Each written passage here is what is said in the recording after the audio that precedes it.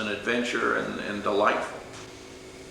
And that is something that I find later in life is I'm not afraid even now to make a fool of myself, and I do it on a regular basis.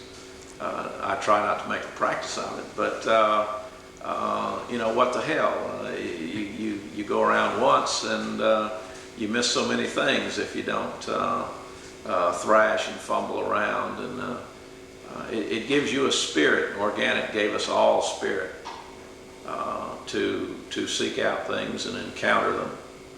And that if there's one thing that I can say about organic school, it's that it gave me a certain fearlessness. Not that I would go jump off a building, or not that I would do something foolish or ridiculous, but with regard to doing things and doing things that are different. It just came as second nature because of the things that we were taught here. I know that many people have talked about folk dancing. When I started practicing law in Mobile, I was dating a girl who was a beauty queen and cheerleader and that sort of thing over at Murphy High School about the time that I was in a senior in organic. And she sang me this song, and it was about how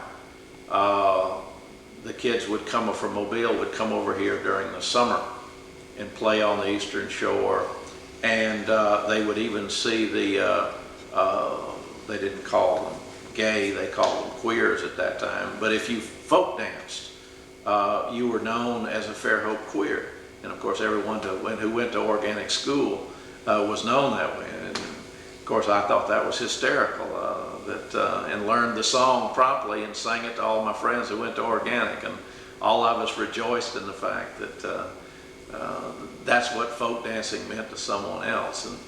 And of course it was off base, but not that we couldn't see humor in it, because folk dancing is not something that's ordinary or that's accustomed to the curriculum of the other places.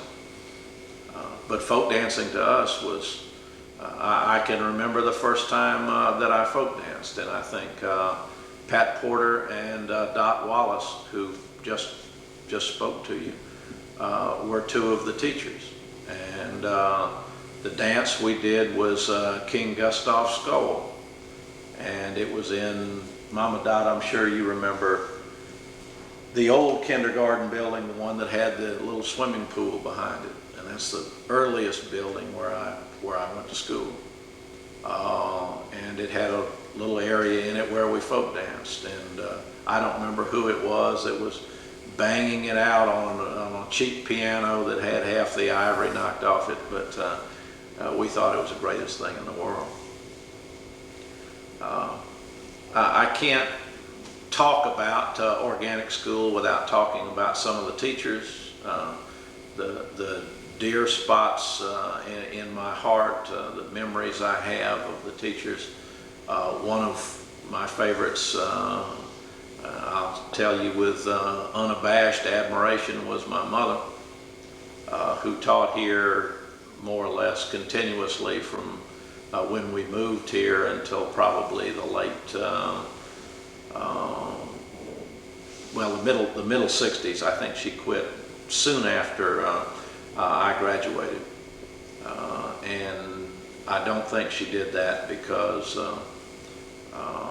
of her lack of devotion to organic school, but she did it because she needed to make some more money, and she took a job with what became the University of South Alabama. But if you talk about the teachers at organic, Helen Dyson, whom I mentioned before, the most joyous woman who could find adventure and something new in even every mundane endeavor that you've ever encountered. Ms. Ginder, who had us in Second Life, and no one remembers Ms. Ginder without remembering the walks we took. And at that time, Fairhope had a few streets and many gullies, and all of the gullies were avenues that we would walk and pick